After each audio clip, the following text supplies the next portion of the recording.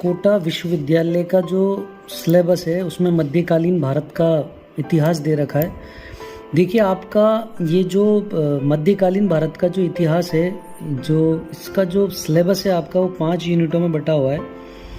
तो जो unit first है उसमें आपके तुर्की आक्रमण दे रखे हैं और राजपूत प्रतिरोध। देखिए तुर्कों ने हमारे भारत देश पर आक्रमण किया था और राजपूतों ने उनका ज़बरदस्त प्रतिरोध किया था। जैसे मोहम्मद गोरी ने आक्रमण किया था और उस समय पृथ्वीराज चौहान जो थे उन्होंने उनका मुकाबला किया तराइन के युद्ध में, तराइन का प्रथम युद्ध, द्वितीय युद्ध। तो ये जो आपका जो पहली जो यूनिट है उसमें तुर्कियों की सफलता के क्या कारण थे, है ना, और राजपूतों की असफलता के क्या कारण थे, ऐसे करके सवाल बनता है। दूसरा आपकी पहली यूनिट का दूसरा भाग है दिल्ली सल्तनत की स्थापना और सुदृढ़ीकरण के लिए इल्तुतमिश ने क्या किया, बलबन ने क्या किया, रजिया ने क्या किया, मोहम्मद गोरी ने क्या किया। तो ये सवाल बनते हैं आपकी परीक्षा में। तीसरा, इसी यूनिट का तीसरा भाग है खिलजी साम्राज्य, यानी जलालुद्दीन खिलजी ने खिलजी साम्राज्य की स्थापना की, फिर अलाउद्दीन खिलजी गद्दी पर बैठा। तो खिलजी साम्राज्य के बारे में पूछते हैं और अलाउद्दीन खिलजी की बाजार की नीतियों के बारे में पूछते हैं। इसने बाजार में कैसे नीतियाँ निर्धारित की थी जिससे बाजार में वस्तुओं की कीमत जो है फिक्स हो चुकी थी। तो ये आपकी पहली यूनिट है। इस पहली यूनिट में से एक सवाल तो आपके ज़रूर पूछा जाता है, अलाउद्दीन खिलजी की आर्थिक नीतियाँ क्या थी, या बाजार नीतियाँ क्या थी, या प्रशासनिक नीतियाँ क्या थी। उनका एक ही जवाब है सीधा सा, जो मैं समझा चुका हूँ मेरी वीडियो में, आप देखिए उसको प्ले लिस्ट में जाके। आपकी जो दूसरी यूनिट है, दूसरी यूनिट में आपके तुगलक वंश दे रखा है। इस तुगलक वंश के 2 राजा हैं, मोहम्मद बिन तुगलक और फिरोज तुगलक, आपके सिलेबस का हिस्सा हैं दोनों।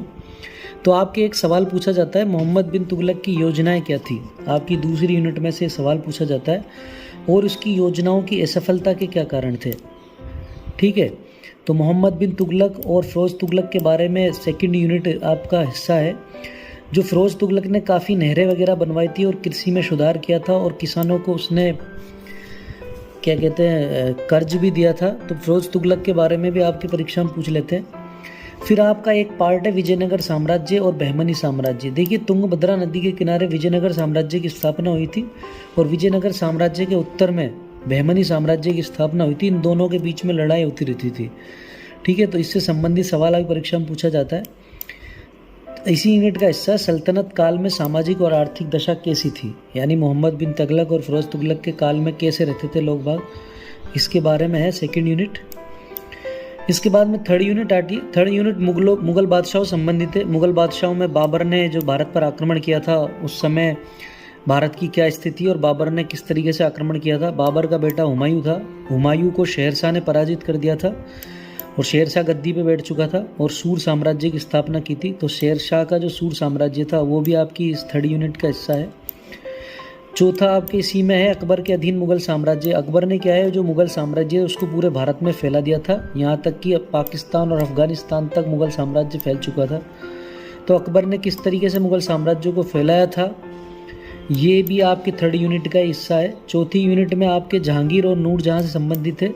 नूरजहां ने जहांगीर के काल में क्या भूमिका निभाई थी और जहांगीर का प्रभाव, नूरजहां का प्रभाव कितना था, ये आपके सवाल पूछते हैं। शाहजहां का काल, औरंगजेब की दक्षिणी भारत की नीतियाँ और मराठों का उत्कर्ष। देखिए मराठाओं का प्रशासन कैसा था, ये सवाल पूछा जाता है। शिवाजी महाराज ने 8 प्रधान या 8 मंत्री बनाए थे, उनके बारे में सवाल पूछा जाता है। इसके बाद में आपकी जो 5वीं यूनिट है वो साहित्य, वास्तुकला, चित्रकला से संबंधित है। मुगल साम्राज्य की, मुगल साम्राज्य ने किस तरीके से मनसबदारी व्यवस्था लागू की थी। देखिए अकबर बादशाह ने अपनी सेना में मनसबदारी व्यवस्था लागू की थी। मनसबदारी व्यवस्था एक रैंक की तरह होती है। ठीक है, मुगल बादशाहों की भूराजस्व व्यवस्था कैसी थी, इससे भी सवाल आता है। मध्यकाल में भक्ति आंदोलनों के बारे में आपके सवाल पूछा जाता है। मध्यकाल में जैसे जो सूफी संत थे और जो महात्मा जो थे जैसे गुरु नानक थे, ठीक है, तुलसीदास जी थे, तो इनके बारे में सवाल पूछा जाता है। मध्यकाल में भक्ति आंदोलन क्या था। भक्ति आंदोलन का सीधा सा मतलब यह है कि एक ईश्वर को पूजना और उसके लिए उसकी याद में लीन हो जाना, बिल्कुल खो जाना, भक्ति आंदोलन का हिस्सा है। मध्यकालीन भारत की आर्थिक दशा के बारे में आपकी यूनिट 5 में से पूछ लिया जाता है। अब देखिए आपका सिलेबस आपने देख लिया। सिलेबस देखने के बाद में आप पिछले सवालों को देखिए, पिछले पेपर, ये जो रेगुलर स्टूडेंट है उनका पेपर है 2019 का। देखिए आपका जो कोटा यूनिवर्सिटी का 2019 का पेपर है वो 3 खंडों में बटा हुआ था, खंड ए, खंड बे और खंड से। खंड ए में 10 सवाल थे, 10 सवाल अनिवार्य थे, इनको सभी को करना ज़रूरी था। इसके बाद में खंड बे है, इसमें 10 सवाल थे जिसमें से 5 सवाल करने थे, और ये जो खंड बे है वो 5 यूनिटों में बटा हुआ था। और खंड सी में 4 सवाल थे और 4 सवालों के में से 2 सवाल करने थे, यानी हमको कुल 10 सवाल तो ये छोटे वाले करने थे, 5 सवाल ये करने थे, 10 और 5 15 और 2 इसमें से करने थे, यानी 17। टोटल सवाल कितने करने थे? 17 सवाल करने थे। अब देखिए ये जो सेक्शन ए है इसमें टोटल 10 सवाल दे रखे हैं छोटे छोटे, ये 10 सवाल आपको करने होते हैं। तो इसमें पहला सवाल देखिए, तुर्कान चहलगामी का विनाश किसने किया था? बलबन ने किया था। तुर्कान चहलगामी क्या होती है? देखिए तुर्कान चहलगामी का मतलब होता है 40, जैसे मान लो कोई बादशाह है, उस बादशाह के चारों ओर तुर्क अमीरों का दल रहता था। जैसे आज हमारे प्रधानमंत्री नरेंद्र मोदी जी हैं, उसके चारों ओर मंत्री रहते हैं ना, मंत्री। इसी तरीके से किसी बादशाह के चारों ओर मंत्रियों की तरह ही कौन रहते थे? तुर्क अमीर। तो उनकी संख्या कितनी थी? 40। तो इन 40 अमीरों को ख़त्म कर दिया, यानी इस पोस्ट को ख़त्म कर दिया किसने? बलबन ने ख़त्म कर दिया था। भारत में खिलजी वंश की स्थापना किसने की थी? जलालुद्दीन खिलजी ने। लेकिन जलालुद्दीन खिलजी को उसका भतीजा अलाउद्दीन खिलजी ने मार दिया और अलाउद्दीन खिलजी गद्दी पर बैठा था। मोहम्मद बिन तुगलक ने एक योजना बनाई थी, उसने दिल्ली से राजधानी को देवगिर में स्थानांतरित कर दिया था। तो ये सवाल भी आया आपके परीक्षा में, किस दिल्ली सुल्तान ने सर्वप्रथम दक्षिणी भारत पर आक्रमण किया था? अलाउद्दीन खिलजी ने सर्वप्रथम आक्रमण किया था। इसका एक सेनापति था मलिक काफूर, जो तमिलनाडु तक पहुंच चुका था। हुमायूं और शेरशाह के बीच में लड़ा गया था चौसा का युद्ध। इबादत खाना अकबर ने इसकी स्थापना की थी, इबादत खाना। इसका मतलब ये था जैसे इसने एक इमारत बनवाई अकबर ने, उसमें सभी धर्मों के लोग इकट्ठे होते थे, जैसे मौलवी, पंडित, ईसाई धर्म के धर्मगुरु, और ये सब इकट्ठे होके अकबर के सामने या अकबर के बाद में चर्चा करते थे कि कौन सा धर्म अच्छा है, किस धर्म में क्या बुराई है, किस धर्म में क्या अच्छा है होनी चाहिए। ये इबादत खाना था, है ना।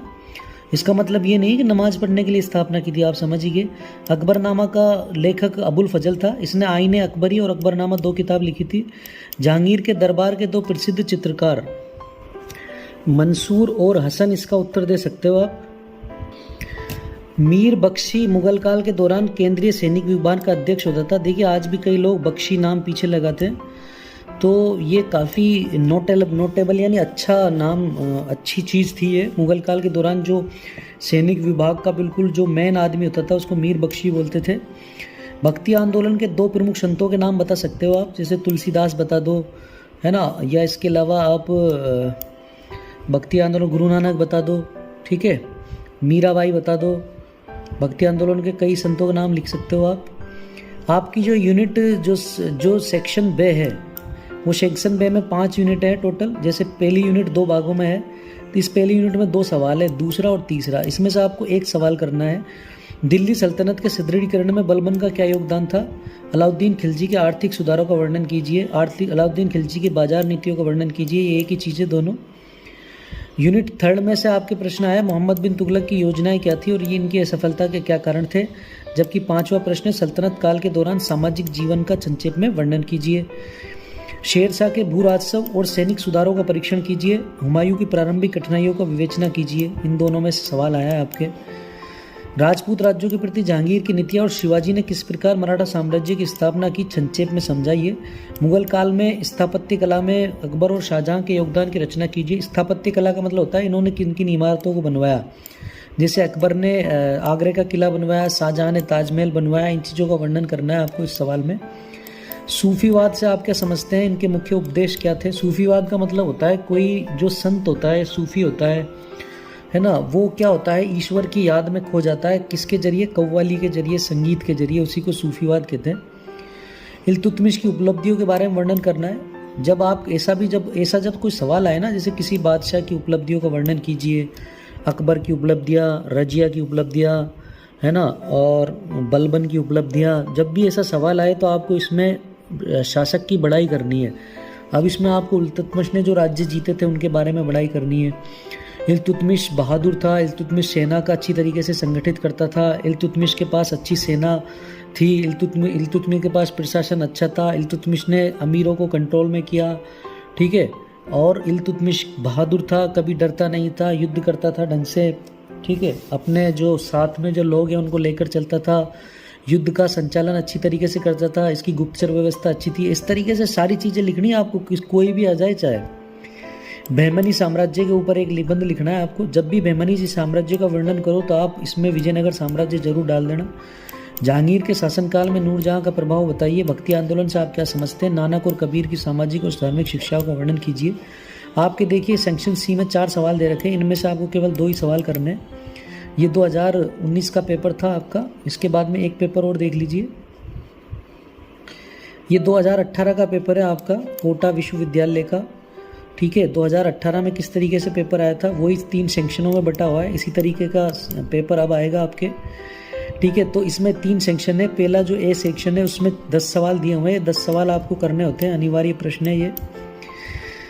इल्तुतमिश द्वारा जारी किए गए किसी एक सिक्के का नाम लिखिए। अलाउद्दीन खिलजी ने चित्तौड़ पर आक्रमण कब किया। विजयनगर साम्राज्य के संस्थापक कौन थे। तुगलक वंश का कौन सा सुल्तान नहरों के निर्माण के लिए प्रसिद्ध था, जैसे फिरोज तुगलक था। हरिहर बुक्का ने स्थापना की थी। चित्तौड़ पर 1303 में आक्रमण किया था। हुमायूं नामा की रचना किसने की थी। गुलबदन बेगम ने की थी हुमायूं नामा की रचना। शेरशाह का मकबरा कहाँ स्थित है। सासाराम में स्थित है। शाहजहां द्वारा दिल्ली में निर्मित किसी एक इमारत का नाम लिखिए। तो शाहजहां ने दिल्ली में लाल किला बनवाया। शिवाजी की राजधानी का नाम बताइए। इसकी राजधानी रायगढ़ थी। मुगल साम्राज्य में किस शासक ने मनसबदारी व्यवस्था लागू की। अकबर ने की थी भाई। मनसबदारी व्यवस्था क्या होती है ये मैंने बता ही दिया, सैनिकों को रैंक देना था। भारत में चिश्ती संप्रदाय के संस्थापक कौन थे, जिसकी अजमेर में दरगाह है, ख्वाजा मोइनुद्दीन चिश्ती। आपका वही सेक्शन बी है और वही 5 यूनिटों में बटा हुआ है। यूनिट फर्स्ट में 2 सवाल है, बलबन और रजिया। रजिया के पतन के कारण क्या थे, एक तो वो महिला थी, दूसरा जो तुर्क अमीर थे, जो तुर्क अमीर उसको कभी भी स्वीकार नहीं कर पाए और उसके खिलाफ साजिशें रचने लगे। बलबन के राजत्व सिद्धांत का वर्णन कीजिए। बलबन देखिए बहुत ज़बरदस्त आदमी था, इसने अमीरों को अपने आगे सजदा करने के लिए कहा था। इसके बाद में यूनिट सेकंड है, फिरोज तुगलक के सुधारों का वर्णन कीजिए। फिरोज तुगलक के जब भी सुधार आपसे पूछे तो नहरों का, कृषि का, किसानों का, है ना, आर्थिक व्यवस्था अच्छी थी, इनका वर्णन कीजिए आप। मोहम्मद बिन तुगलक द्वारा राजधानी को परिवर्तित करने के क्या कारण थे, मैंने बताया था आपको, मेरे अगले वीडियो में देखना आप। दरअसल क्या है, दिल्ली पर आक्रमण करते रहते थे मंगोल में चंगेज खां का आपने नाम सुना होगा। तो ये मंगोल क्या है, दिल्ली पर आक्रमण कर रहते थे, तो इनसे बचने के लिए इसने राजधानी को देवगिर ले जाने का निर्णय लिया। भारत में बाबर की सैनिक सफलता पर प्रकाश डालिए। हुमायूं की असफलता के क्या कारण थे। औरंगजेब की दक्षिण नीति का परीक्षण कीजिए। शिवाजी के प्रशासन पर लेख लिखिए। अकबर की राजपूत नीति, मुगलों का केंद्रीय प्रशासन। ये 5 यूनिट हो गई आपकी। इसके बाद में जो खंड सी है, यानी जो खंड से है, उसमें 4 सवाल है, इसमें से 2 सवाल करने होते हैं। अलाउद्दीन खिलजी की बाजार नियंत्रण की नीति, मोहम्मद बिन तुगलक की विभिन्न योजनाओं का मूल्यांकन कीजिए। शेरशाह के प्रशासन की समीक्षा कीजिए। शाहजहां का काल मुगल काल का स्वर्ण युग था, इस कथन की विवेचना कीजिए। अब इसके बाद में जब आपने सिलेबस और प्रश्न देख लेना, इसके बाद में आप अगला वीडियो देखिए मिडाइवल इंडिया जो मैंने बनाया है, और आप पेपर को बहुत अच्छे से करके आएंगे। ठीक है दोस्तों, इस वीडियो को आप शेयर कर दीजिए। धन्यवाद।